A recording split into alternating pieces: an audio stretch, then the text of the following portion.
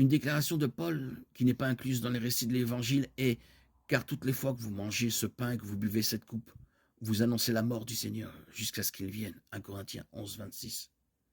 Cela impose une limite de temps à la cérémonie, jusqu'au retour de notre Seigneur. Ces brefs récits nous apprennent comment Jésus a utilisé deux des éléments les plus fragiles comme symbole de son corps et de son sang, et les a érigés en monument à sa mort, le pain et le vin. Ce n'était pas un monument de marbre sculpté ou de laiton moulé. Il déclara que le pain parlait de son corps qui serait brisé.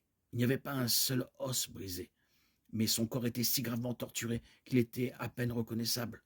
Psaume 22, 12, 17, Ésaïe 53, 4, 7.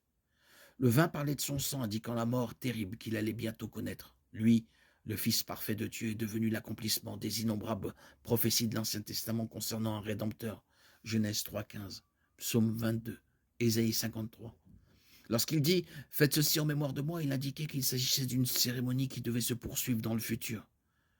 Cela indiquait également que la Pâque qui exigeait la mort d'un agneau et annonçait la venue de l'agneau de Dieu qui enlèverait le péché du monde s'accomplissait dans la Sainte Seine. La nouvelle alliance a remplacé l'ancienne alliance lorsque le Christ, l'agneau pascal, a été sacrifié. 1 Corinthiens 5, 7, Hébreux 8, 8, 13. Le système sacrificiel n'était plus nécessaire. Hébreux 9, 25, 28.